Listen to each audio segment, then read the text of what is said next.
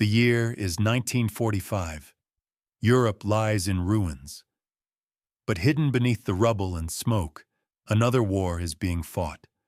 A war for the soul of civilization itself.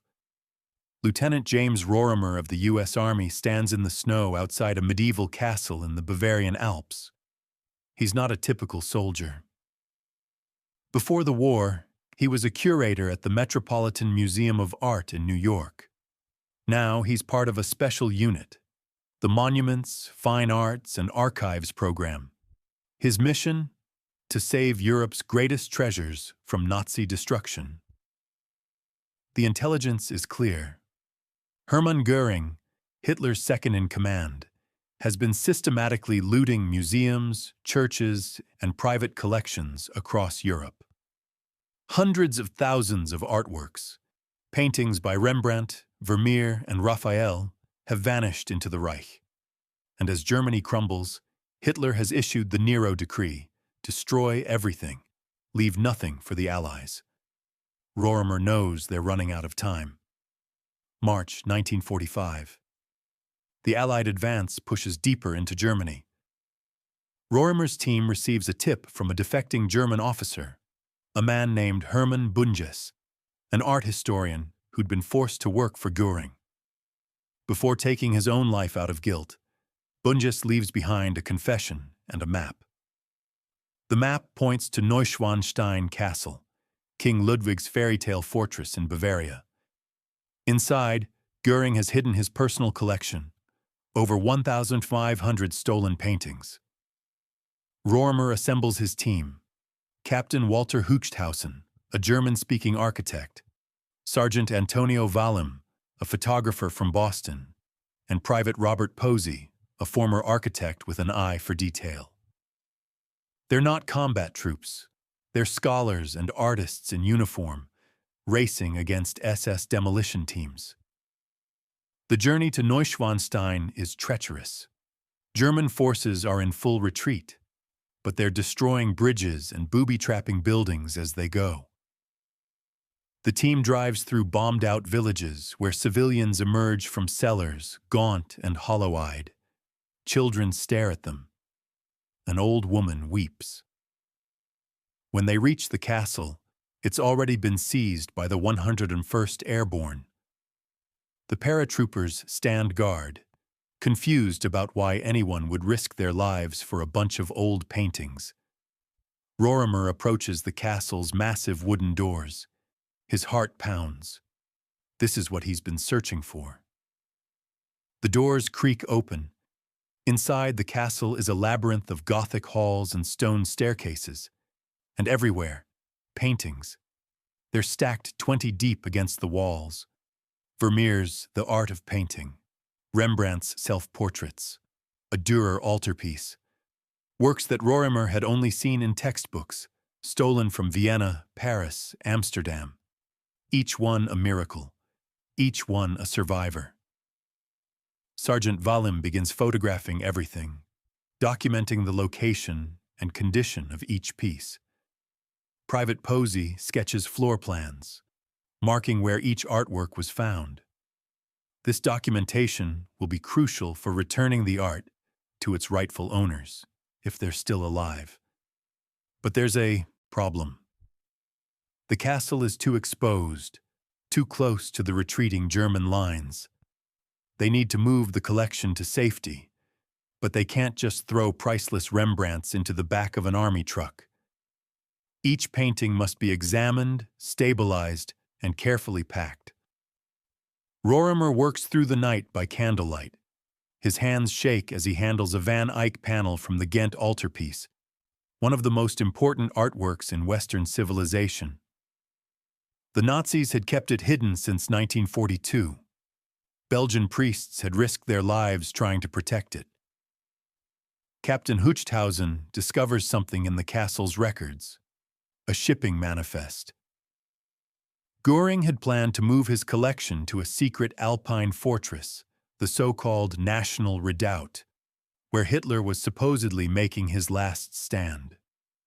The manifest lists other locations: salt mines, monasteries, and tunnels throughout Bavaria and Austria.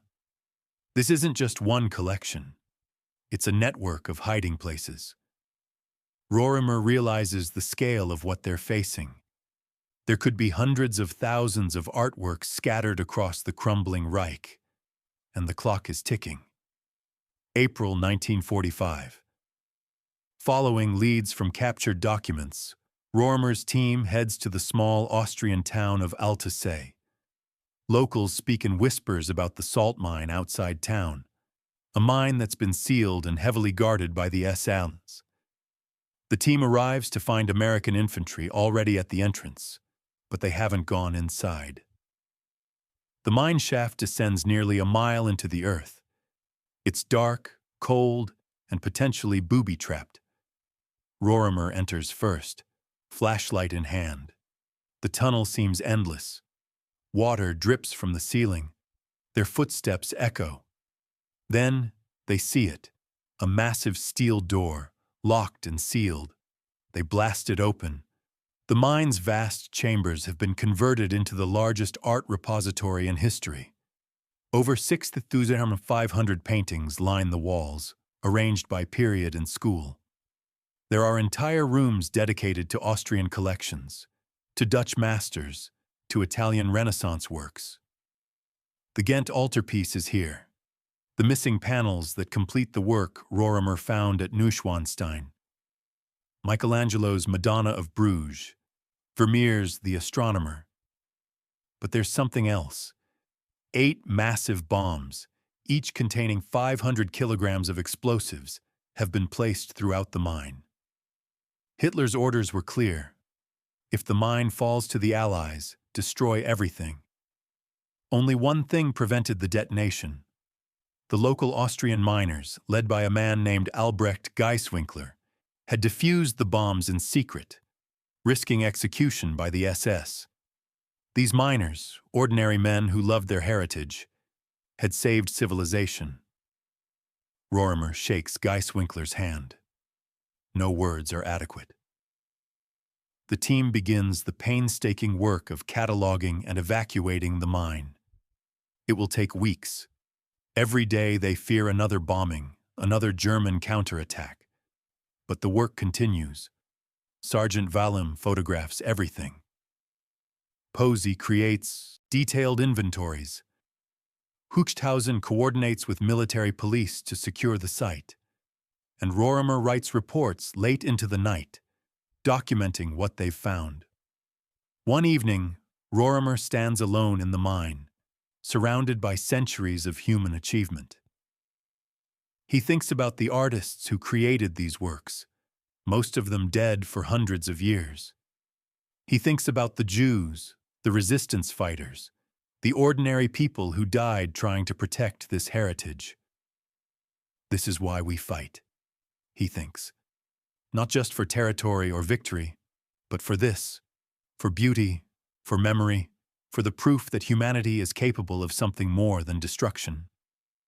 May 8, 1945. Germany surrenders. The war in Europe is over.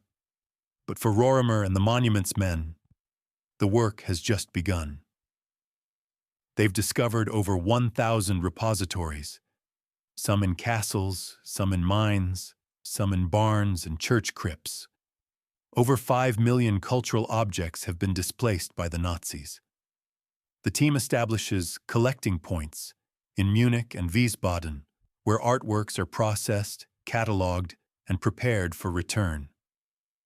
It's like solving a massive jigsaw puzzle, matching stolen art to records of what was taken, figuring out which museum or family it belongs to. Some owners will never be found. Entire families were murdered in the Holocaust, their collections stolen, their homes destroyed. For these orphaned artworks, the team does their best, researching, documenting, preserving them for a future when survivors might come forward. Rorimer personally oversees the return of the Ghent altarpiece to Belgium. Belgian officials weep when they see it. The cathedral bells ring throughout the city. It feels like a resurrection. Not all the art is found. Many works are still missing, hidden in private collections or destroyed in the chaos of the war's final days. But what they saved is staggering. Masterpieces that define Western civilization, works that connect us to our past, to our better selves. Years later, Rorimer would return to the Metropolitan Museum of Art, eventually becoming its director. He rarely spoke about the war. The memories were too heavy, the losses too great. But sometimes, walking through the museum's galleries, he would pause in front of a particular painting, perhaps a Vermeer or a Rembrandt, and remember. He would remember the castle in Bavaria, the mine in Austria, the faces of the miners who risked everything. And he would remember that in humanity's darkest hour, when armies marched and cities burned, there were those who fought not for power or territory, but for beauty, for memory, for the fragile, precious evidence that we are capable of greatness. The monument's men saved millions of cultural treasures. But more than that, they saved proof that even in war, civilization is worth fighting for. Some wars are fought with guns, others are fought with careful hands and open eyes, preserving what makes us human. This was their war, and they won.